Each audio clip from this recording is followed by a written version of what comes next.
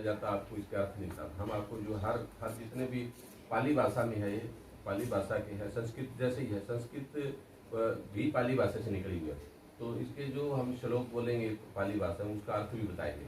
ठीक है, तो इसमें मूल आधार है जिसकी पालना करना आवश्यक है। भगवान बुद्ध द्वारा अपने अनुयायियों को दिए गए पंचशील हिंदी में इसका प्रभाव, इसका जो 5 नियम क्या थे इसमें पांचों का पहले ही हमने दे दिया कि हिंसा ना करेंगे, हिंसा नहीं करना, कि हम हिंसा नहीं करेंगे किसी को।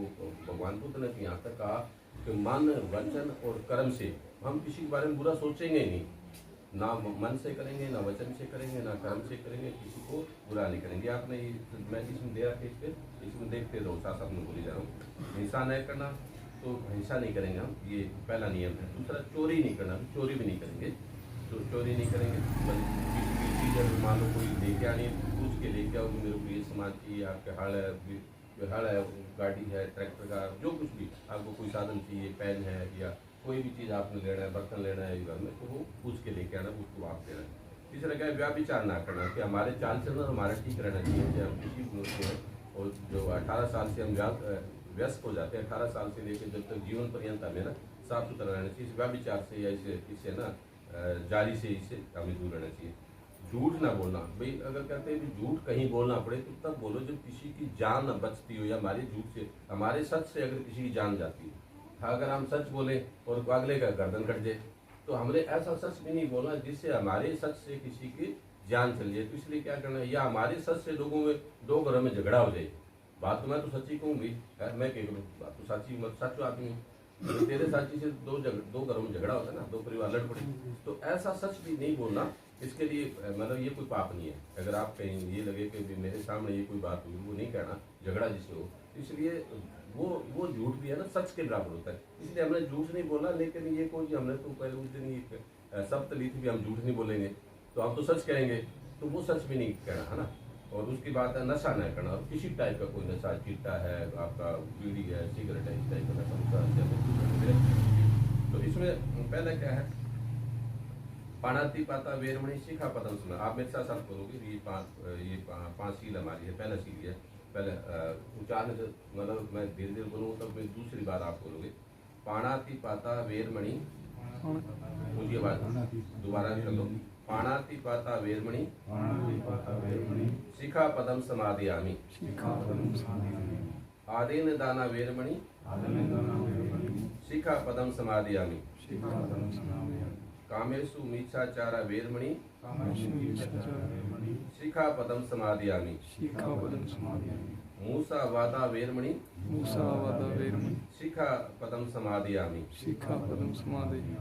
सूरा मेरे मज प्रमाद ठाना वेरमणि शिखा पदम समादयामि। इसका मतलब क्या है कि पहले शील का मतलब है पाणाति वाता वेरमणि शिखा पदम समादयामि। वो ये कहता है कि मैं आज धर्म के रास्ते पे चलते हुए मैं हिंसा नहीं करने के शब्द लेता हूँ, या इससे विरक्त होता हूँ, हिंसा करने से विरक्त होता हूँ, या इसकी शब्द लेता हूँ कि मैं कोई भी हिंसा नहीं करूँगा, लड़ाई झगड़ा नहीं करूँगा, किसी के बारे में बुरी बात नहीं सोचूंगा।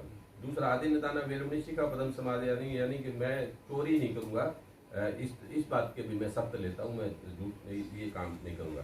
तीसरा है कामेषु मीच्छाचारा वेरमणि, काम वासना के वशीभूत हो गए, मैं ऐसा कोई काम नहीं करूँगा जिससे जो है मुझे शर्मिंदा होना पड़े, मेरे माँ बाप को शर्मिंदा होना पड़े, मैं ऐसा काम भी नहीं करूँगा। तो ये कहता है कामेषु मीच्छाचारा वेरमणि शिखा पदम समादयामि, ये ऐसा नहीं करूँगा, ऐसा मैं आज शब्द लेता हूँ। किसके सामने? 5 इनके मोमबत्ती, ये 5 जो ज्ञान दीप हमारे ज्ञान दीप के सामने। किसके सामने? भगवान बुद्ध के सामने। दुनिया में 172 देशों के लोग इनको मानते हैं, वैसे पूरे वर्ल्ड में मानते हैं, लेकिन दुनिया में 172 देशों में इनके नाम के बौद्ध विहार बने हुए हैं।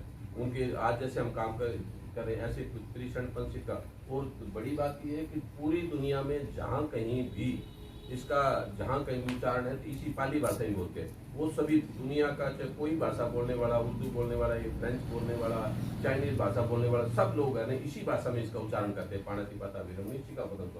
दुनिया की ऐसे ये 5 मंत्र है जो पूरी दुनिया में इसी भाषा में बोले जाएंगे, यही उच्चारण होगा। यही जापान का ये जो आपकी टोयोटा कंपनी का सीईओ, उसने एक बार मैं बोली जाना तो बड़ा खुश हो, उसको सारी भाषा आती। तो मैंने कही आपको आती? बोले नहीं, बुद्धिस्ट ये तो 5 शील है, ये 5 शील तो पाली भाषा में पढ़े जाते हैं। जापान में पाली भाषा में बोले जाता है, जैपनीज भाषा अलग है। लेकिन वहाँ पे देखो कितनी फख्र की बात है कि हमारे परदादा है, ये हमारे परदादा 17वीं पीढ़ी हमारे परदादा केवल भगवान बुद्ध। भगवान बुद्ध ने हमें जो धम्म दिया वो धम्म इतना बड़ा धम्म है कि उसके पूरी दुनिया के अंदर है।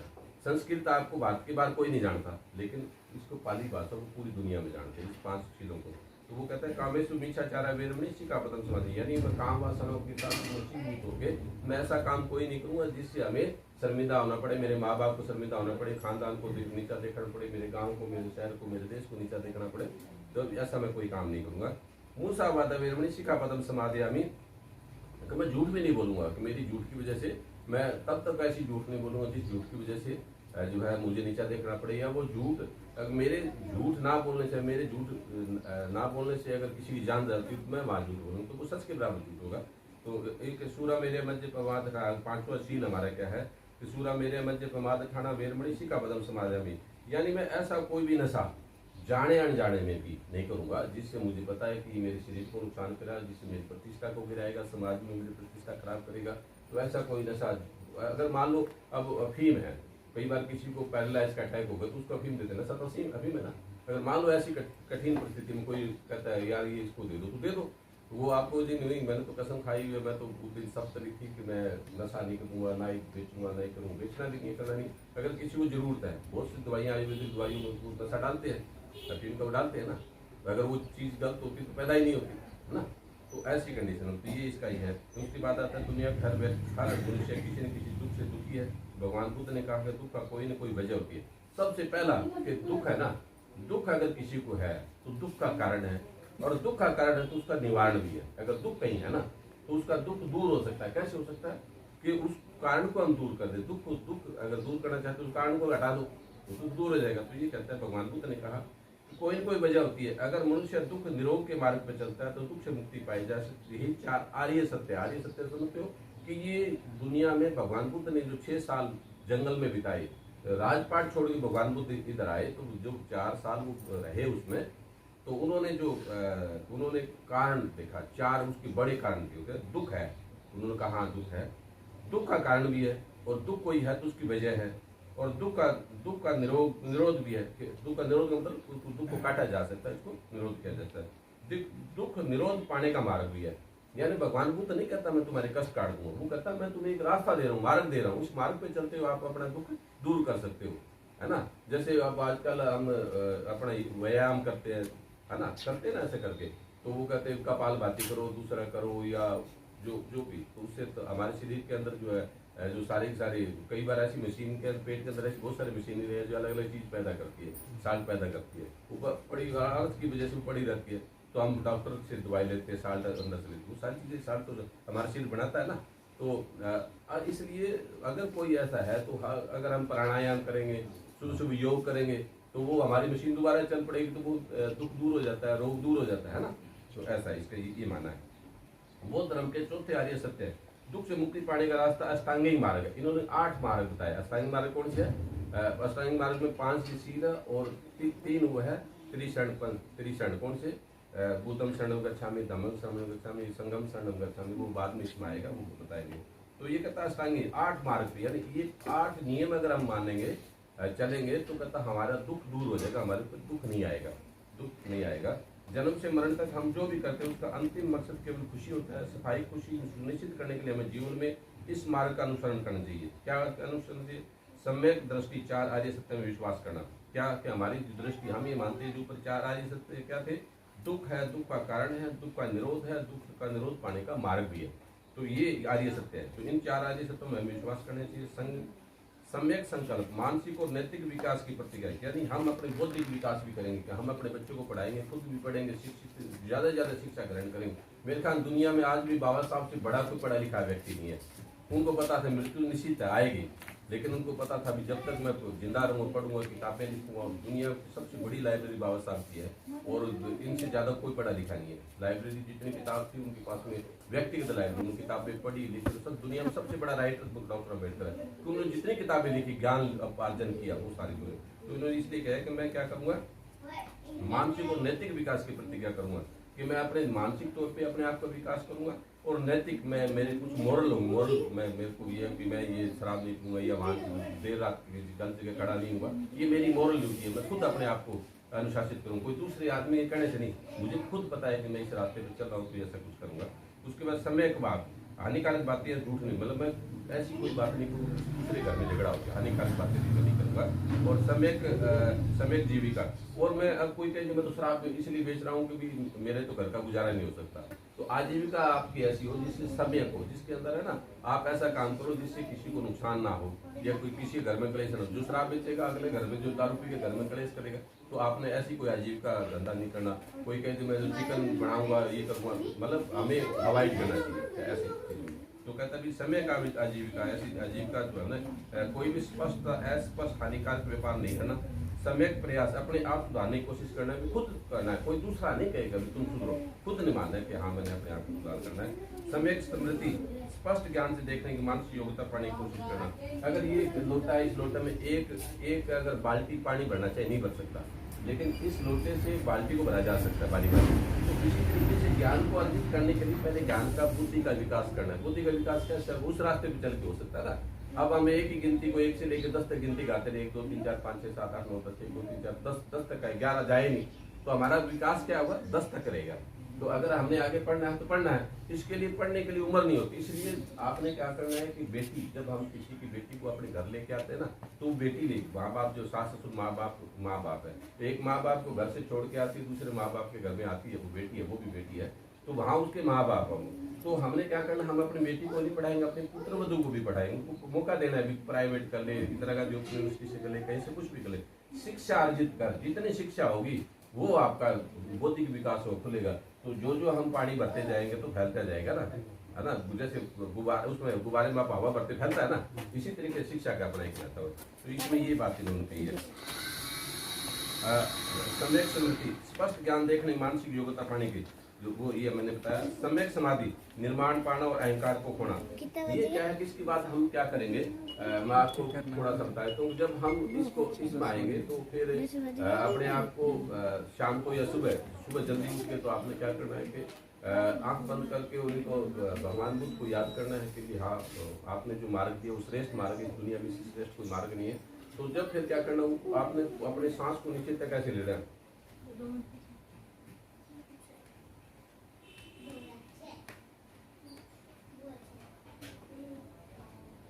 तो आपने जो ये सांस आप ले रहे हो और सांस छोड़ रहे हो, ये आपने इसको महसूस करना है कि मैं सांस अंदर ले रहा हूँ और सांस को छोड़ रहा हूँ। तो आपका बाहर कहीं जाना है ना, जैसे फिजिकली आप यहाँ बैठे हो, शरीर आपका यहाँ है, मन कहीं और है, खेत में पतंग पानी लागे को नहीं, घर में कोई भैंस को कोई पार्टी ना बुला के या कोई बछड़ी ना बुला के, दिमाग में सारी चीजें तब दूर होगी जब हम अपने आप को व्यस्त करेंगे। कहाँ व्यस्त करेंगे, जब आप सांस को नीचे आते हो, ऊपर बाहर जाते हो, जब आप गिनती करोगे तो आपका ध्यान में आ जाएगा। जब आप ऐसी व्यवस्था शुरू कर दोगे, तो इसके लिए कोई उम्र नहीं है। आप 10 साल का बच्चा, 18 साल, हम मानते हैं 18 साल के बच्चे को शुरू कर लेना चाहिए बौद्धिक विकास शुरू। तो इस तरीके से हमें ये करना। तो आप इसके वो देखना कितनी बड़ी वो होगी, बहुत बड़ी आपको इसका साल बाद 2 साल बाद आपको पता चलेगा बहुत बड़ा बदलाव आ सकता है आपके शरीर में, आपके विकास में, दम में, हर चीज़ में।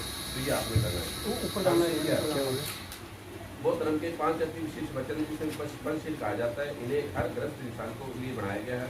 वही 5 शील प्राणातिपाता वेरमणि शिखा पदम समाधि, यानी मैं जीव हत्या से विरक्त रहने का ऐसा मत लेता हूँ। ये वो दोबारा फिर आगे आदि न दाना वेरमणि शिखा पदम समाधि, यानी मैं जो वस्तु मुझे दी गई है उन्हें देने में विरक्त रहूंगा, ऐसा वर्ष मैं लेता हूँ। दूसरे पेज पे कामेश मिथ्याचारा वेरमणि शिखा पदम, काम रति क्रिया से मिथ्याचार करने से विरक्त रहूंगा, ऐसा मैं वर्ष लेता हूँ। मूसावादा वेरमणि शिखा पदम समाधियामी, झूठ बोलने से विरक्त रहूंगा, ऐसा मैं वर्त लेता हूँ। पूरा मेरे मध्य प्रमाद खाना वेरमणि शिखा पदम समाधि, मादक द्रव्यों से सेवन से मैं विरक्त रहता हूँ, ऐसा वचन लेता हूँ। पारमिताई, यदि कोई व्यक्ति ईसाई न हो, पोप नहीं बन सकता, मुसलमान हो तो पैगंबर नहीं बन सकता, हर हिंदू शंकराचार्य नहीं बन सकता, लेकिन हर मनुष्य बुद्ध बन सकता है। इस धर्म में क्या फर्क है, आपने ईसा मसीह का धर्म ले लिया लेकिन आप वो नहीं बन सकते, क्या वो नहीं बनते, ईसा मसीह नहीं बन सकता ईसाई बन के। आप जो है दूसरा क्या है, पोप ही नहीं बन सकते, मुसलमान लोग पैगंबर नहीं, आप नहीं बन सकते, ठीक है। लेकिन हिंदू शंकराचार्य नहीं बन सकते, अगर आप हिंदू शंकराचार्य आप नहीं बन सकते। एक आपने विवेकानंद का नाम सुना हो कि कौन लोग जानते हैं, विवेकानंद जानते हैं ना, विवेकानंद यहाँ से 17 सितंबर 1893 को एक बहुत बड़ी दुनिया में घटना हुई। पूरे वर्ल्ड के अंदर एक हुआ धर्म संसद पूरे दुनिया की शिकागो में। तो क्या हुआ, विवेकानंद जी वहाँ चले गए, 1 महीने पहले चले गए, अगस्त के महीने में चले गए, 15-16 अगस्त को चले गए। और वहाँ उनको कहा भी सबके नाम लिखे। तो विवेकानंद जी ने अपना नाम लिखवाया कि मैं भारत से आया हूँ और भारत में हिंदू धर्म का वो हूँ, संत हूँ। तो आपने अपना जो है नाम गर्व करने लगे भी आपके पास में कोई ऐसा सर्टिफिकेट ऐसा कागज जिसमें या लेके आए ना, एक सर्टिफिकेट लेके आए। तो कैसा है, तो कोई सर्टिफिकेट है जिसमें आप हिंदू धर्म के संत हैं? कहता जी मेरे ये बाड़ा है, ये देख के हिंदू धर्म का, बोला नहीं हम बाड़े को नहीं मानते, आप सर्टिफिकेट दो। तो शंकराचार्य इसके लिए अधिकारी है। तो उन्होंने शंकराचार्य को मेल करी कि शंकराचार्य जी आप हमें दो भेजो। तो शंकराचार्य देख के बोला भी विवेकानंद को पता करें कौन है। कहता ये कायस्थ है, कायस्थ है वर्ण आश्रम के अनुसार ओबीसी का आदमी है। तो केवल उन्होंने कहा कि नहीं, आप शंकराचार्य ने कहा कि आप हिंदू धर्म की तरफ से ऐसा अधिकारी कोई के प्रतिनिधि नहीं हो सकते, केवल ब्राह्मण ही हो सकता है। तो उसको बड़ा झटका लगा। फिर मैंने सारी जिंदगी बचपन से देखे और तो इसमें लगे रामकृष्ण मिशन में मैंने काम किया, इतना मैं माना हुआ लोग एक और से भी वक्ता थे स्वामी विवेकानंद। तो कहता आज मुझे घबरा दिया। तो एक अन्नागारी के धर्मपाल हमारे थे, ऋषि थे, वो भारतीय और श्रीलंका के दोनों का काम करते थे। उन्होंने अन्नागारी धर्मपाल को पूछा कि भी क्या है, इसका क्या इलाज है? तो उनका बच्चा इधर आ। तो धर्मपाल जानते थे इस बात को कि बड़े ऐसे स्पीकर है, ऐसे बोली से बनता है। कहने लगा क्या बात हुई? कहता ये महाराज जी ऐसा ऐसा हुआ। कहता तो आपने शंकराचार्य से बात की? कहता हाँ जी की। क्या कह रहे हैं? कहता केवल ब्राह्मण ही इस बात के लिए हिंदू धर्म का हो सकता है और आप नहीं हो सकते। तो कहता क्या इरादा है? कहता जी मैं ऐसे हिंदू धर्म को लात मारता हूँ, मुझे इस बात का दुख है। तो बोला कहता मेरे पास में केवल 5 मिनट है, हिंदू धर्म के नहीं बौद्ध धर्म की तरफ से आप बात का प्रतिनिधित्व कर सकते हैं। उन्होंने एक सर्टिफिकेट ऐसी सर्टिफिकेट दे दी जिसमें मैं दे सकता हूँ, मैं दम दे दी। तो उन्होंने सर्टिफिकेट दे दिया कि हमारी तरफ से भारत की तरफ से बौद्ध धर्म का ये वो होगा, अधिकारिक तौर पर प्रवक्ता होगा। वो 5 मिनट के लिए बोले, 5 मिनट के लिए बोलने के लिए खड़े हुए। तो सिंधु घाटी की सभ्यता और आर्यों के भारत में आने का आगमन की जो बात की दुनिया के अंदर सबसे ज्यादा, उधर ध्यान मत दो, बोले दिन बच्चों को ऐसा काम करेंगे। दुनिया में सबसे ज्यादा अगर किसी को प्रेरित किया जाए तो उसका नाम हो तो स्वामी विवेकानंद। आज भी आरएसएस के लोग, बीजेपी के लोग, दूसरे विश्व हिंदू परिषद के लोग, सब लोग इस बात के लिए प्रशंसा करते हैं कि स्वामी विवेकानंद से बढ़िया कोई वक्ता नहीं है। लेकिन स्वामी विवेकानंद ने वहाँ बोला क्या वो नहीं बताते, तो बड़ा दुख है।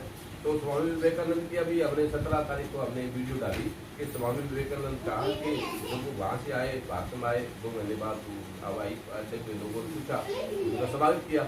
तो कहता स्वामी जी आप क्या बोल के आए? कहता छोड़ो मैं क्या बोल के आऊँ, गुस्से में थे। कहता आप क्या कहना चाहते हो? आप बहुत बड़े शंकराचार्य वो हो, स्वामी हो, वो आपको पूरे राष्ट्र या तो कहीं शंकराचार्य से पूछ रहा, पूरी दुनिया उनको मान रही थी। तो कहता क्या? कहता कुछ नहीं। लास्ट में कई बार पूछा, बोला जब तक ब्राह्मण धर्म को मैं अपने जूतों से नहीं रोक दूंगा तब तक कहता इस देश में समानता नहीं आ सकती, संपन्नता नहीं आ सकती, इस देश का कोई भविष्य नहीं है।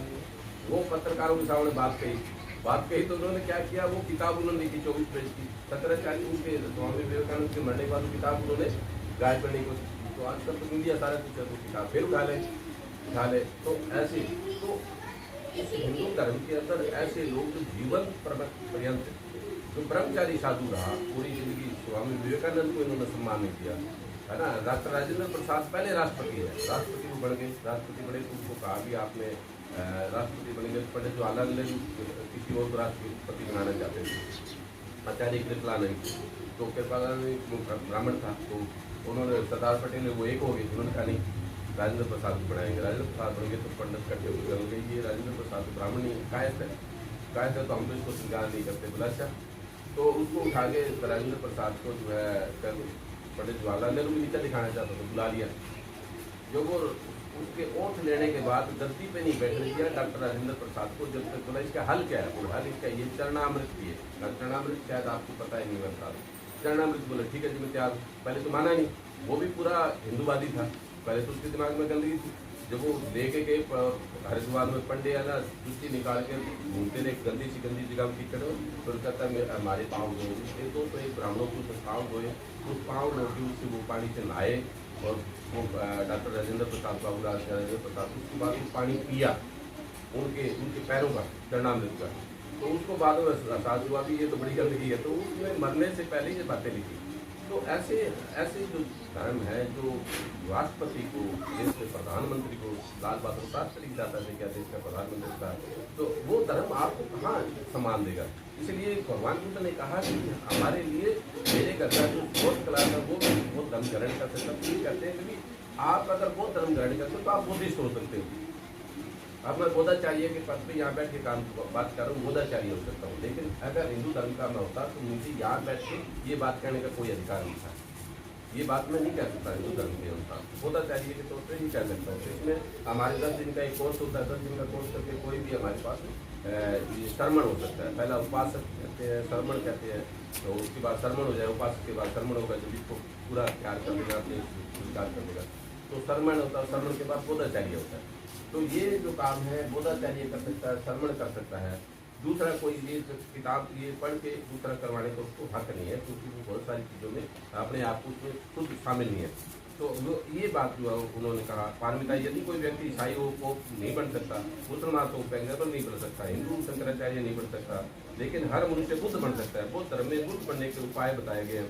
बौद्ध धर्म की मान्यता है कि बुद्ध बनने की इच्छा रखने वाले को 10 पारमिताएं पूरी करनी पड़ेगी। पारमिताएं क्या? दान करना, शील, निष्क्रियम, प्रज्ञा, वीर्य, शांति, सत्य, अधिष्ठान, मैत्री, उपेक्षा। जब कोई व्यक्ति दान पारमिता को आरंभ करता हुआ उपेक्षा की पूर्ति तक पहुंच जाता है, तब तक बोधिसत्व रहता है। लेकिन इन सब को पूरा करने के बाद हम बुद्ध बन जाते हैं। पारमिता नैतिक मूल्य होती है, बोलो नहीं बात नहीं, जिसके अनुशील बुद्धत्व की ओर ले जाता है। दान पारमिता, दान का अर्थ है उदारता पूर्ण देना, जबरदस्ती नहीं, उदारता पूर्ण देना। त्याग को भी दान माना जाता है। बौद्ध धर्म में भोजन दान, वस्त्र दान, मैंने अभी कहा ना ये जो अनाज हुआ है, भोजन दान, ये भोजन की जगह आ गया हमारा, वो नहीं, हमने मिठाई और वो हलवा नहीं आ रखा, भोजन दान है। तो इसमें क्या है, दान में क्या है कि दान माना गया है। बौद्ध धर्म में भोजन दान, वस्त्र दान करना, नेत्र दान करना की प्रथा है। दान बुद्ध की पहली चाहिए, इससे कर्तव्य की भावना होनी चाहिए। पर संस्था व यश के लिए दिया गया दान दान ही होता है। मेरी कोई बड़ाई करेगा, कोई यश मेरे को मिलेगी, कीर्ति मेरे को मिलेगी, इसलिए दान करना दान नहीं माना जाता है। आपने दान देना चुप करके देना, तब बहुत धर्म में दान देने की प्रथा क्या है कि हम लिफाफे में डालते हैं। आज तो हमने पहला ये किया, नहीं तो हम क्या करते हैं, लिफाफे दे देते हैं, लिफाफे बंद कर देते हैं, 5 रुपये दे रहे हैं, कोई 50 दे रहा है, 500 दे रहे हैं। तो हम ये दिखाना नहीं चाहते कि वो दूसरा कोई ये महसूस ना करे कि मैंने कम दिया, दूसरा ये महसूस ना करे मैंने ज़्यादा दिया। तो वो उसके अंदर दान देने की होड़ ना लगे, बहाना ना हो उसके अंदर, ठीक है ना। ये हमारा जो शील क्या है, शील पारमिता क्या है, पारमिता का मतलब शील का नियम क्या है। तो शील क्या है, सब प्रकार के शारीरिक, वाचिक, मानसिक और सब शुभ नैतिक कार्य शील के अंतर्गत आते हैं। मनुष्य की हत्या, चोरी, व्याभिचार, झूठ, बकवास, शराब, मादक द्रव्य से दूर रहना चाहिए। बुद्ध ने इसमें विधों के लिए 3 शील और जोड़ दिए। उस समय भोजन नहीं करना, यानी गैर टाइम खाना नहीं खाना, गद्देदार आसन नहीं सोना, मतलब सोने के लिए आप गद्दा लगाते हैं तो बड़ा, मतलब किसके लिए, जो धर्म को मानते हैं उनके लिए आप सो सकते हो। लेकिन अगर वो तो कहते हैं ना कठिन परिश्रम करना, किन परिस्थितियों में रहना पड़ेगा, हम नीचे फर्श पे भी लेट जाएंगे, अखबार बिछा के लेट जाएंगे, तो जो भी चटाई भी बिछा के लेट जाएंगे, किस टाइप का वो क्या है। तो आसन, नाच गाना, माला, सुगंध आदि के लिए प्रयोग से बचना।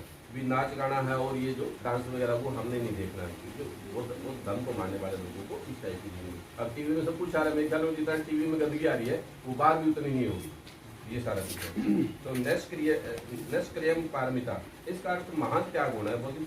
बोधिसत्व राज्य अन्य भौतिक भोगों के किनके समान त्याग देते हैं। सूर्य पुत्र सोन के प्रसंग में आया है, उसने महाराज्य को प्राप्त करने के लिए थूक के समान मुझे छोड़ दिया, यानी वो राजा था, उसने छोड़ दिया, तो उसने कहा नहीं मेरे लिए अब मिट्टी है, ये कुछ नहीं, मैंने ये राजपाट छोड़ दिया, काम मैंने ग्रहण कर लिया।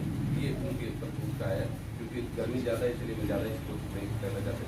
प्रज्ञा पारमिता, प्रज्ञा का अर्थ होता है जानना, नीर शीर विवेक, यानी किसी चीज़ के गहराई तक जाना, ठीक है ना। भगवान को कहते हैं कि किसी चीज़ को इसलिए मत मानो कि हजारों साल से कोई परंपरा चली आ रही है, किसी चीज़ को इसलिए भी मत मानो कि किसी बहुत बड़े आदमी ने कही है, किसी चीज़ को इसलिए भी मत मानो कि वो किसी बहुत बड़े धार्मिक ग्रंथ में लिखी है ना। कहते कब, कहते 2 भाग है, बुद्ध क्या कहते हैं, बुद्धि का इस्तेमाल करो। कैसे, H2O, 2 भाग हाइड्रोजन और 1 भाग ऑक्सीजन को मिला देंगे तो क्या होगा, पानी बनेगा, H2O पानी। तो दो दो भाग में मिला है ना, तो पानी बढ़ेगा। तो ये आज भी बढ़ेगा, 1000 साल बाद भी बढ़ेगा, 1 करोड़ साल बाद भी बढ़ेगा। जब 2 भाग हाइड्रोजन और 1 भाग ऑक्सीजन को मिला देंगे तो पानी बढ़ जाएगा, H2O पानी का सूत्र है। अगर 2 भाग हाइड्रोजन और 2 भाग ऑक्सीजन मिला देंगे, H2O2 बोलते हैं, उसको बोलते हैं हाइड्रोजन पर ऑक्साइड। पुराने टाइम में पुराने डॉक्टर जो क्या करते कान में उठाते थे, जहाँ की बुलबुला से उठते थे, H2O2 था, हाइड्रोजन पर ऑक्साइड। तो ये कह रहे हैं भगवान खुद ये कह रहे हैं कि बुद्धि का इस्तेमाल करते हुए सारी चीज़ों को, मतलब मेरे श्री विवेक अगर किसी ने कोई बात की है तो इस बात का आपको पता होना चाहिए कि वो क्या सच्चाई की कभी बने। आज जो मैं जितनी बात कर रहा हूँ मेरी अपनी नहीं, ये बात मैं मूंजबानी कह सकता हूँ, मेरे को याद है, लेकिन ये सारी चीज़ें इसलिए पत्थर नहीं लेके आए कि लिखित में दे रहे हैं, क्योंकि हम जो बात करें इसको आप अपने कहीं भी जाके कुछ तर्क पे चेक कर सकते हो आपने जो बात की है। इसलिए पंडित जी की तरह नहीं जो कुछ बोल दिया, जो हम भूल हुआ तो इसका पता नहीं इसका मीनिंग क्या। अगर वो इतनी गंदा इसका मीनिंग है, मैं अगर यहाँ बताऊँ तो आपके बारे में जमीन निकल जाएगी। ये गंदगी हम सहते रहे, ये सुनते रहे, हम बच्चों को ये पढ़ाते हैं, ठीक है ना। तो मेरे व्हाट्सएप ग्रुप में आप कभी देख लेना, ये आपको मिल जाएगा, ठीक है ना। तो इस तरह तो ऐसी चीज़ें वो बताते हैं। तो हमारे ये ना इसलिए खुले में सारा हम ये लिख के देखे जा रहे हैं। हम कह प्रज्ञा पारमिता का अर्थ होता है, ये हो गया वीर्य पारमिता, इसका अर्थ है आलस्यहीन होना, मतलब ये तो आलस्यहीन होना, भीतर शक्तियों को पूरी तरह जागृत करने से लोक कल्याण, अध्यात्म, साधना, धर्म के मार्ग पर अधिक से अधिक उद्यम करना है। तो उद्यम के बिना मनुष्य किसी भी दिशा में उन्नति का विकास नहीं करता। मतलब जो आपको ज्ञान है वो ज्ञान अपने पास रखना नहीं है, वो ज्ञान बताना है। जैसे अपनी चिंता से हम लोग आए, हमने कहा हम ये बात कहेंगे, तो आपने ये नहीं कि आपने पुराने टाइम में क्या था वैस भी वह तो बहुत कुछ होता है, देखो बाय वाली भी चलो बाय बात ही होगी, ठीक है। लेकिन मरते हुए बेटे हुए नहीं पता चला जाता है दुनिया से, बताया नहीं ज्ञान क्या था। वो कहता है अगर आपको कोई ज्ञान है, ज्ञान का आपने विकास करना है, ज्ञान को आगे बताना है, अच्छी चीज़ों को बताना है, गंदी चीज़ को रोकना है, तो ज्ञान का विकास करें। ये पारमिता मतलब ये शांति, शांति पारमिता, शांति का अर्थ है सहनशीलता, बौद्धिक सहनशीलता को धारण करते हुए समूह भाव से अभ्यास करना, वह लाभ लाभ अलाभ, यश अपयश, निंदा प्रशंसा, दुख सुख को समान समझता है। कई बार आपकी आलोचना कर दिया है, फलाना क्या नाम आपका, प्रेम जी, तो प्रेम जी फलानी जी क्या बात की, तो खुद बैठना, पानी पिलाओ, तेरे चाचा ने पानी पिलाओ, तेरे जो है ना भाई को पानी पिलाओ, कोई गुस्सा है, थोड़ी देर पानी वानी पिएगा, बैठेगा, सोचेगा, ठंडा हो जाएगा, हाँ बताओ बता ठीक है, फर्क पड़ेगा ना। आज ठहर भी पहले उदम ले इकट्ठा है ना। तो ये कह रहे हैं, इसका मतलब ये शांति पारमिता, इस पारमिता का मतलब ये है आपने सुनना है। कोई कहते कई बार भाई भाई में, पति पत्नी में, या सास बहू में ये बातें हो जाती है, सुन लो इससे, सुनो 2 कान इसलिए, काम एक से काम चल जाता है। 2 कान किस लिए दिए है, 2 कान इसलिए दिए है, इससे सुनो इधर से निकाल दो, कोई बात नहीं है, धीरे से है ना। काने को काना कहीं काना जाए रूट, धीरे धीरे पूछ ले भैया कैसे गई भूत, धीरे पूछा ना भैया तेरी आँख कैसे भूत, वैसे कहो तो कहानियाँ क्या होगा, इससे मारेगा तो। इसलिए अगर कोई मौके पर पूछता है खुद आप टूक टूक दो, तो बाद में तो मम्मी क्या बात, अरे कुछ नहीं मेरा दिमाग खराब करा करता, पाली होने पर नहीं है कह बात करता, अरे कुछ बात। इसलिए कोई भी बात को मौके पे कुछ नहीं, उसका जवाब नहीं देना, सुन लो। वो जिस बंदे ने ये कही है उसको गलती का साफ होता है, उसको बात क्यों करी, बस इतना यही है, हम और कुछ इतना नहीं है। भी आपने उसको सहन करना है, सहन सकते, जब आप में सहन सकते हैं। मेरे को एक बार शाम के टाइम सत्संग में बैठ गए, कहता मणिराम जी आपको आता है, मैं कहता है कहता धार्मिक कोई गुस्सा आता है जी, तो कहता आप प्रैक्टिस करो। फिर मैं बहुत सारी धीरे धीरे प्रैक्टिस की, मैं काफी पाता हूँ, ठीक है ना। मेरे को कुछ कह रहे फर्क नहीं पड़ता, बाबा साहब को कह रहे फिर गुस्सा आ जाता है, अच्छा फिर ये होगा तो डॉक्टर अम्बेडकर को ये बोला, भगवान बुद्ध के बारे में ये कहना है, बोले तो बाद में सोचे यार मुझे नहीं बोलना चाहिए, वो उसका कर्म था, उसने कह दिया, बाद में पता लगेगा कि बाबा साहब ने ऐसा नहीं किया, ऐसा होता। तो अब एक दो नहीं, तो अधिष्ठान पारमिता, अधिष्ठान पारमिता का मतलब दृढ़ संकल्प होना, यानी मैं किसी काम के लिए सुख आएगा, सारा कुछ होगा, लेकिन मैं इस बात के लिए पक्का होगी। अब पसीना आ रहा है, सारे बैठे हैं, लेकिन हम पक्के हैं, दृढ़ है, अभी हम अपनी बात पूरी कह के उठेंगे, कोई बात नहीं, पसीना आएगा, शरीर में रोग ही निकलेगा ना, इस पसीने के द्वारा बहुत सारा कष्ट निकलेगा, हमारे शरीर का जो गंदगी बाहर आएगी, कोई बात नहीं कर लेंगे। तो ये कहता है अधिष्ठान पारमिता अर्थ दंड संकल्प होता है, दृढ़ संकल्प है, क्योंकि वह नैतिक कर्मों में संपादन में अधिष्ठान में कर्म आवश्यक होता है। पारमिताओं के अभ्यास के लिए दृढ़ संकल्प की आवश्यकता पड़ती है। दृढ़ संकल्प होने पर बौद्धिक सब ग्रह त्याग करते हैं। मैत्री पारमिता यानी ये तो है। अब मैत्री पारमिता क्या है, इसका क्या, इसका उदाहरण है उदारता, करुणा सभी प्राणियों, जीवों में, पेड़ पौधों में, के प्रति मैत्री भाव रखना। बोधिसत्व मन में क्रोध और वैर में द्वेष नहीं रखते। जैसे माँ अपने प्राणों की चिंता किए बिना बेटे की रक्षा करती है, उसी प्रकार बोधिसत्व को मैत्री की रक्षा करनी चाहिए। आते मुक्ता मारे थे, एक सांप काले रंग का बेचारा वो था, हमारी गाड़ी नीचे आगे रस्ते में आते आते हमारा बड़ा दुख हुआ। तो गाड़ी रोक ब्रेक मारते तो हमारी गाड़ी पलटती, भीड़ ज्यादा थी और सांप को। अब देखो जीव, जबकि पता है ना सांप कहा जाता है, तो कोई बोधिसत्व सांप को सांप मारता हुआ नजर नहीं आएगा। दर्द होता है, उनको दुख होता है। ये जीव है, वो अपना काम कर रहा है, हम अपना काम कर रहे हैं, उसका स्वभाव वो है, उसको पेड़ों को दिखाएगा नहीं, पेड़ों को दिखाएगा, है ना। तो ये मैत्री पारमिता का मतलब ये है। उपेक्षा पारमिता, उपेक्षा पारमिता का अर्थ है पक्षपात रहित भाव रखकर बुद्धित्व की ओर बढ़ना। यानी अगर उपेक्षा पारमिता, जब मैं यहाँ बैठा हूँ और मेरे सामने दो लोग अपनी बात रख रहे हैं, तो मैं ये कहूँ नहीं सतपाल तो मेरा खास शिष्य है, सतपाल तो मेरे पास आता जाता है, सतपाल की बात करनी है, और ये बच्चा मेरे पास पहली बार आया, तो मुझे ये लगता है कि सतपाल यहाँ गलत है, तो मुझे कहना पड़ता है कि सतपाल क्यों गलत है, ये सही कर रहा है। तो इसको बोलते हैं कि उपेक्षा पारमिता, यानी वहाँ रिश्तों को नहीं अपने को। वो कहते हैं भी न्याय की कहनी माँ की नहीं कहनी, ऐसी है ना, ये है ना, भाई न्याय की बात करनी, उसकी आपने न्याय की बात करनी, उसको सम्मान दृष्टि से, तो ऐसी बात ही करना होता है। तो इससे आगे बढ़ना है। कोई भी बोधिसत्व इन 10 पारमिताओं को पूर्णता प्राप्त करे, स्वयं बन सकता है। तो ये सारी बातें थी। अब मैं 1 मिनट के लिए आप तो भगवान बुद्ध को इसमें याद करेंगे, और ऐसा करके बस ये थोड़ा सा 1-2 मिनट का इशारा रहेगा।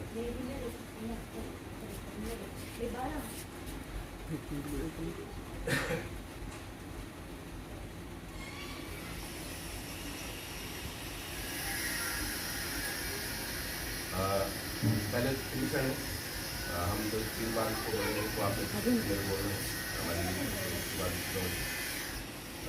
बुद्धं शरणं गच्छामि, बुद्धं शरणं गच्छामि, धम्मं शरणं गच्छामि, धम्मं शरणं गच्छामि, संघं शरणं गच्छामि, संघं शरणं गच्छामि। पहले वाला ये पाली भाषा के शब्द है कि बुद्धम शरणं गच्छामि, यानी बुद्ध की शरण में जाता हूँ, यानी मैं बुद्ध की शरण में जाता हूँ। दूसरा आता है धम्मं शरणं गच्छामि, यानी धम्म, भगवान बुद्ध के द्वारा दिया गया धम्म जो है ना, धम्म की शरण में जाता हूँ, मैं जाता हूँ या जाती हूँ, लेडीज के जाती हूँ, सब जगह जाता हूँ। तो मैं, तीसरा है संगम शरणं गच्छामि, मैं संघ की शरण में जाता हूँ। अब दूसरी बात क्या है, इसको हम क्या करते हैं कि धर्म में है ना, किसी भी बात को 3 बार बोला जाता है। पहली बार उसका ध्यान कई बार था, घर से आया था, रास्ते में उसको कहीं देखा, जैसे हमारे अम्मा आए तो मैंने सांप का जिक्र किया, तो सभी का ध्यान वहाँ चला गया। तो इस कई ऐसी घटनाएं होती है, तो पता खुद पता नहीं रहता, तो ध्यान वहाँ नहीं था। तो दूसरी बार क्या करते हैं, दूसरी दूसरी बार बोलते हैं, द्वितीयम्पि बुद्धं शरणं गच्छामि, द्वितीयम्पि धम्मं शरणं गच्छामि, द्वितीयम्पि धम्मं शरणं गच्छामि, द्वितीयम्पि संघं शरणं गच्छामि, द्वितीयम्पि संघं शरणं गच्छामि। अब तीसरी बार, तृतीयम्पि बुद्धं शरणं गच्छामि, तृतीयम्पि बुद्धं शरणं गच्छामि, तृतीयम्पि धम्मं शरणं गच्छामि, तृतीयम्पि धम्मं शरणं गच्छामि, तृतीयम्पि संघं शरणं गच्छामि। तृतीयम्पि संघं शरणं गच्छामि। तो इस हिसाब से हमारा जो है ना, अब महामंगल सूत्र है, जो आपके मंगल कामनाएं हैं भगवान बुद्ध की तरफ से, जो आपका, क्योंकि मैं मेरी ये ड्यूटी है कि आपको मंगल कामनाएं मैं बताऊं इसमें। तो महामंगल सूत्र इसको बोलते हैं। इसका अर्थ है, एक समय बुद्ध श्रावस्ती, भगवान बुद्ध की सच्ची घटना पे ये घटना है, क्योंकि 1-2 मिनट के साथ एक बार एक समय बुद्ध श्रावस्ती के अनाथ पिंडक के जेतवन जंगल में, या बहुत बड़ा वन था, वन क्षेत्र में घूमते विहार कर रहे थे, यानी घूम रहे थे। उस समय एक मनुष्य रास्ते के भीतर पर अपनी दीप्ति से समस्त दुश्मन को अलौकिक करते हुए जहाँ भगवान बुद्ध थे, वहां आकर भगवान को अभिवादन करके खड़ा हो गया। अरे बच्चों बैठ जाओ आराम से। भगवान बुद्ध को अभिवादन करके खड़ा हो गए, उनको नमन करके नमस्कार करके वहाँ सामने खड़ा हुए। एक और खड़े होकर वह गाथा में भगवान बुद्ध की बारे में बोलने लगे, गाथा गा के। जैसे मंगल की इच्छा करते बहुत से मनुष्यों ने मंगल कार्यों का विचार किया। आप बताएं कि उत्तम मंगल कार्य क्या? उसने कहा कि ऐसे बहुत से मैं लोगों में संत महापुरुष लोगों उनके शरण में गया, उन लोगों ने मेरे को बहुत सारे रास्ते बताए कि क्या, लेकिन भगवान उसको कहा कि शास्त्रा बोलते थे उनके शास्त्र करता शास्त्र आप बताइए कि इसके लिए मंगलकारी एक्चुअली होता है क्या, या मेरी मुक्ति कैसे हो सकती है। हम भी कई बार करते हैं, रात को कोई सत्संग होती है पूछ सकते महाराज तो वो भी ऐसे भगवान मूर्खों की संगत नहीं करना है ना, कार्य करना थोड़ी बैठे रंगा कहता है कि भगवान को क्या कहा, भगवान ने कि मूर्खों की संगत नहीं करना, विद्वानों की संगत करना, यह उत्तम मंगल है। ये पहला मंगल की पहली शर्त क्या है कि मूर्खों की संगत से दूर रहना है और विद्वानों की संगत करना, ये उत्तम मंगल है। ये भगवान बुद्ध की उसमें से देखिए, इसलिए ये बात मैं अपनी तरफ से कहता हूँ कि आप अपनी तरफ से करिए, भगवान बुद्ध की ऊपर कई भी बात मैं कह रहा हूँ। दूसरा क्या है, उच्च स्थान पर निवास करना। निवास कहाँ करना, सही जगह, मैंने बोला कहीं खड़ा होना है, उठना है, बैठना, वापना, वो कहते हैं कि बात में बैठने की लोगों को अकल नहीं, यही बात है कि भगवान उच्च स्थान पर निवास करना, अच्छे कार्यों का संचय करना तथा सम्यक आत्म निरीक्षण का उत्तम मंगल है। उन्होंने कहा कि अपना उठना, बैठना, बोलना, चालना, सारी चीजें हैं भगवान की तरह दूसरी बात है। उसी काम की तीसरी बात है, बहुत श्रुत होना, यानी सबको सुनना, शिल्प आदि कलाएं सीखना, जो अच्छे आपको पेंटिंग करना, जो भी आपने काम सीखना है, शिष्ट व्यवहार करना, सबके प्रति अच्छा व्यवहार करना, श्रेष्ठ शिक्षा लेना और बढ़िया शिक्षा लेना, है ना, और सुभाषित युक्त वाणी होना, यानी सभी के लिए अच्छी वाणी बोलना, ये उत्तम मंगल है। यानी चौथा मंगल कार्य क्या है कि ये सबसे उत्तम मंगल ये कार्य है। माता पिता की सेवा करना, माँ बाप की सेवा करना, परिवार का पालन पोषण करना। वो कहते हैं कि मैं सेवा तो बहुत करता हूँ लेकिन काम नहीं करता, काम कौन करेगा, कमाएगा कौन।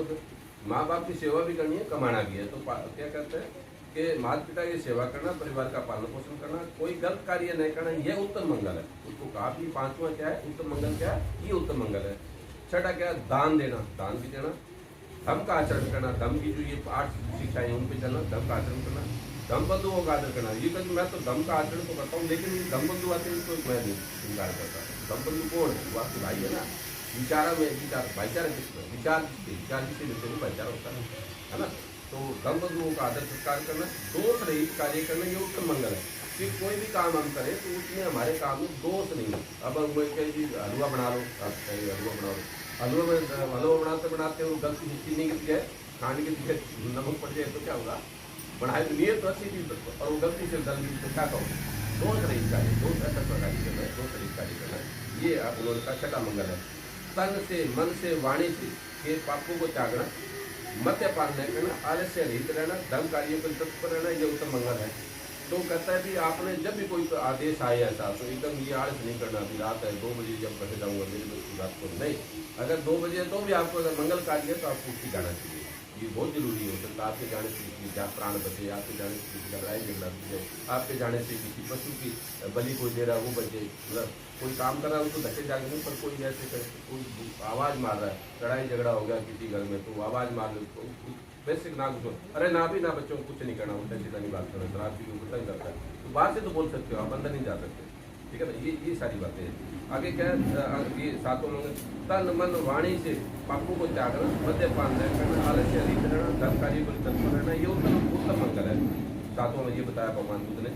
प्रतिष्ठा पाना, विनम्र होना, संतुष्ट, यानी बहुत से लोगों को बहुत जैसे सरपंच साहब से बात हो रही सरपंच बन जाएंगे या कोई और कल कोई मुख्यमंत्री बन जाए तो उसमें गम आ जाए, नहीं जी मैं तो मुख्यमंत्री हूँ भाई, वो कहता कुछ नहीं, ये सब चीज़ें टेम्परेरी है, टेम्परेरी है, आए हैं जाएंगे, है ना, आए हैं सो जाएंगे, राजा रंग वकील एक सिंहासन चले, एक बंदे जंजीर, जाना है सबने जाना है, तो ये इतना ही फर्क है। कहते ये कुछ नहीं, इसका कहते ये देश मात्र इसमें घमंड नहीं आना चाहिए, ठीक है।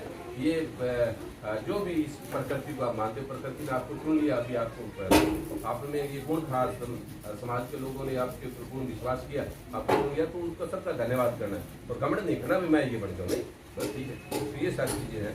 तो कहता ये प्रतिष्ठा पाना, विनम्र होना, संतुष्ट रहना, कृतज्ञ होना, कृतज्ञ हम बाबा साहब का कृतज्ञ है कि ये सब कुछ आपकी वजह से, तो कृतज्ञ पाठ की आज हम जो चर्चा कर रहे हैं, तो ये कृतज्ञ होना।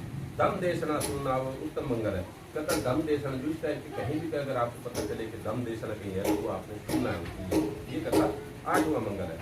क्षमाशील होना, किसी को माफ करना, आज्ञाकारी होना, अपने माँ बाप का, गुरुजनों का, भाइयों का, उनका आज्ञाकारी होना, ये भी कहता मंगलकारी है। श्रवणों का अनुसरण करना, श्रवण जो हमारा ये संस्था है, जो श्रवण संस्कृति है, बने हमारा PS पंचित श्रवण संघ है, तो श्रवण होना, उसके रास्ते पे चलना। तो कहता है अनुसरण करना, धर्म चर्चा करना। और धर्म जब भी हम चर्चा करें, बैठे हैं तो छोटे हैं बड़े हैं किसी बीच में बैठते हैं, तो आपने धर्म की ही चर्चा करनी है। और कोई अगर घर की कोई कला क्लेश है, उसकी कोई चर्चा करनी है, 2 मिनट 5 मिनट चर्चा खत्म करो, धर्म की मार्ग पे आ जाओ। तो वो सारा ध्यान वहाँ से हटके धर्म के मार्ग पे आते, तो वो क्लेश 50% से भी नीचे आ जाएगा, 20-25% रह जाएगा।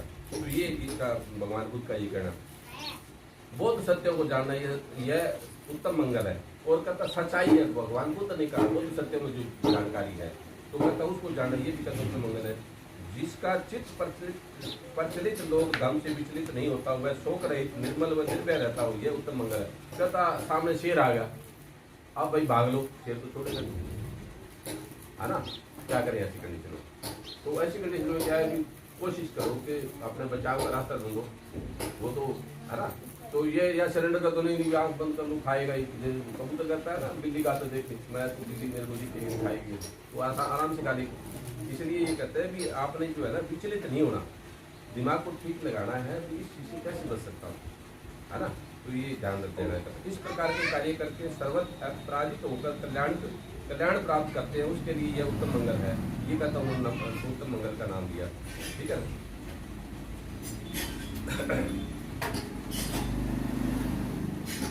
अब आप जो असली काम है वो हम करने जा रहे हैं। तो कोई आपने कोई नाम सोचा हो? नहीं, मैं 5 नाम बताऊंगा, या पहले 5 नामों में से आप में वो क्या बोलते हैं उसको, हाथ खड़े करना है कि आप इस बात से मेरे नाम के साथ सहमत है, ठीक है। और वो नाम के साथ सहमत है, तो आज उसके बाद फिर गुड़िया को अपन उसी नाम को बताना है। अब तक इसका नाम जो है कुछ नहीं है ना। तो पहला नाम है सोफिया। सोफिया नाम है। सोफिया नाम जो ऐसे सोफिया हुआ मंगलकारी शक्ति, तो दुनिया की सर्वश्रेष्ठ जो है कल्याणकारी वो भावना जो रखी है, उसका नाम सोफिया रखा गया है। ये बुद्धिस्ट नेम है। तो इस बात से ये अभी पहला सोफिया, चलो मैं आपको दूसरा नाम बता दूँ। दूसरा छाया, ये बुद्धिस्ट नेम है, छाया। तीसरा है सानिका और एंजल और श्री किटी। तो अब सबसे पहले तो दादा दादा बैठे, नाना बैठे, तो आप बताओ जी इसमें मैं नाम फिर शुरू कर रहा हूँ। सोफिया जो है हमारे जो बुद्धिस्ट हमारी टीम है, मैंने उनकी ड्यूटी का आपको फोन करना भी आप बताओ क्या आपने निर्णय लिया है। तो ये वैसे तो ये हमारा अधिकार होता है कि हम के लोगों का, तो मैंने कहा कि ये सतपाल के घर में वो नंदी वो आई है हमारे भैया, तो कहता जी 5 नामों में से उनकी शांति करवाना है 5 में। तो पहला नाम सोफिया है। सोफिया में कितने लोग से एग्री? सोफिया, अच्छा बोलो, हाथ करना है, कोई बात नहीं, कुछ नहीं होता, 1 2, हाँ ऐसे, मतलब मेरा हाथ तो आपके साथ है, बस जो भी होगा कोई भी। ये बुद्धिस्ट नेम है, अपन ने इसका नाम बुद्धिस्ट नेम है, ठीक है। हाँ हाँ बताओ बहन जी क्या कहते हैं? अच्छा इसके मम्मी को आप बताओ तो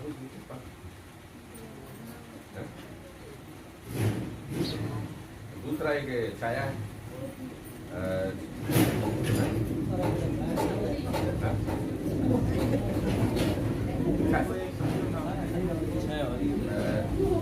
सैनिका,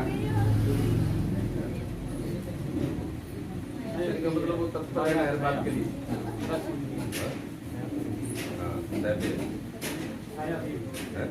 एक श्रीकिटी, एंजल, अरे चलो सैनिका, पहले सैनिका के लिए हाथ खड़े करो, सैनिका के लिए हाँ कोई हाँ बेटा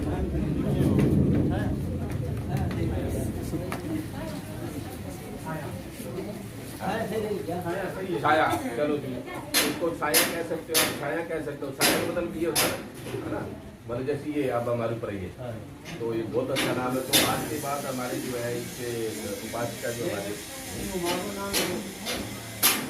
और चलो, तो अब इसका मैं उच्चारण कर रहा हूँ। नाम की घोषणा करने के लिए है सभी आप सभी समाज के बंधुओं को अवगत कराया जाता है कि आज हम जिस नवजात शिशु का नामकरण करने की सम्मिलित में है, उसका नाम त्रिरत्न भावना के साथ, त्रिरत्न यानी त्रिशरण त्रिरत्न भावना के साथ, कुछ भावना के साथ, तो जो हमारी बच्ची है इसका नाम छाया कर छाया, ठीक है, छाया या छाया छाया घोषित किया जाता है। भविष्य में सभी इस शिशु को इसी नाम से संबोधित करेंगे और इस नाम को संबोधित करेंगे तो इसको ना 3 बार उपरोक्त को घोषणा कराएंगे। तो जब मैं आपने इसको सूर्या का नाम दिया 3 बार उच्चारण करना है, ठीक है। कोई शायद चीज रखा हुआ क्या? शायद रखा कैसे? चलो कोई बात नहीं, थोड़ा आज इसके जीत को थोड़ा शायद निकाल देगा, पता लगना चाहिए कि आज मेरा नाम करूँगा, ठीक है।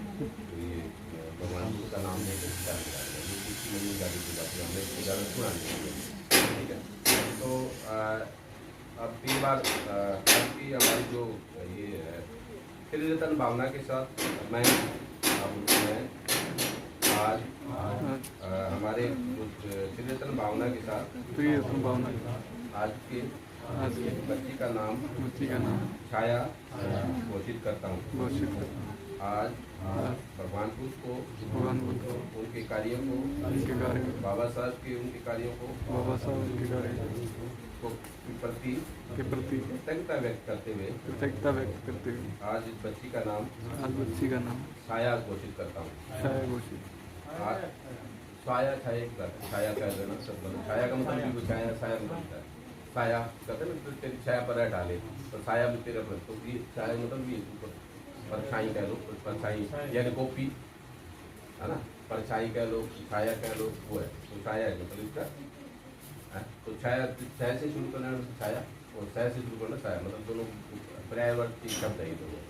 तो छाया छाया कर लो, तो छाया पहले एस का कहीं क्या रहते हैं ना, एस की चक्कर में एस छाया, ठीक है। और तीसरी बात लाभ हो गई, मैं भगवान बुद्ध और सभी शीलों को, सभी ज्ञान विवेक को, करुणा मैत्री को, उत्तम की सभी पारमिताओं को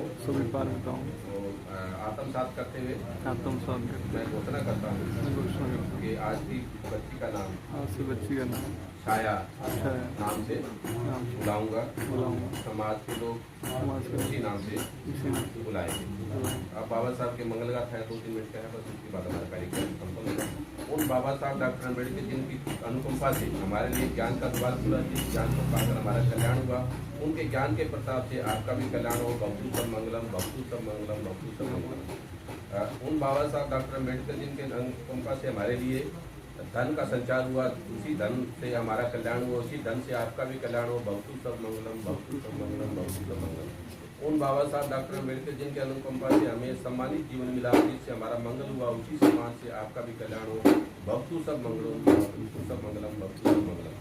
उन बाबा साहब डॉक्टर भीमराव अम्बेडकर जिनके अनुकंपा से हमें सभी अधिकार मिले, जिससे हमारा कल्याण हुआ, उन्हीं अधिकारों से आपका भी कल्याण हो। भक्तु सब मंगलम, भक्तु सब मंगलम। उन बाबा साहब डॉक्टर अम्बेडकर की जिनके अनुकंपा से हमें भगवान बुद्ध का दुख मुक्ति में सुख मुक्ति का मार्ग मिला, जिससे हमारा जीवन सुखी हुआ, उसी धर्म के मार्ग में आपका भी कल्याण हो। भक्तु सब मंगलम, भक्तु सब मंगलम, भक्तु सब मंगलम। नामकरण के अंत में मंगल करता हूँ, तो धर्म का आचरण करते हुए माता पिता को शिशु के पालन पोषण संबंधित बातों पर देशना करनी है। सभी उपस्थित समाज बंधु भी शिशु को मंगल मैत्री दें। आप मंगल मैत्री आप देंगे। सभ्य सत्ता सभ्य, अभी ये सभ्य सत्ता इसमें आप सब उच्चारण करोगे। सभ्य सत्ता सुखी हो, उनकी आवाज में सभ्य सत्ता सुखी हो, सभ्य सत्ता सुखी हो तू, सभ्य हो तू चखे मिनो, सभ्य हो तू चखे विनो, सभ्य भद्राणि पश्यन्तु मां, सभ्य भद्राणि पश्यन्तु मां, किंचित दुख मां काम में, किंचित दुख मां काम में गमे। सभी प्राणी सुखी हो, सभी का कल्याण हो, सभी का कल्याण का मार्ग मिले, किसी को कोई दुख न हो। इस गाथा का सामूहिक रूप से 3 बार आप पाठ करेंगे, वो करेंगे 3 बार आप समापन हो रहा है तो आपने साथ तो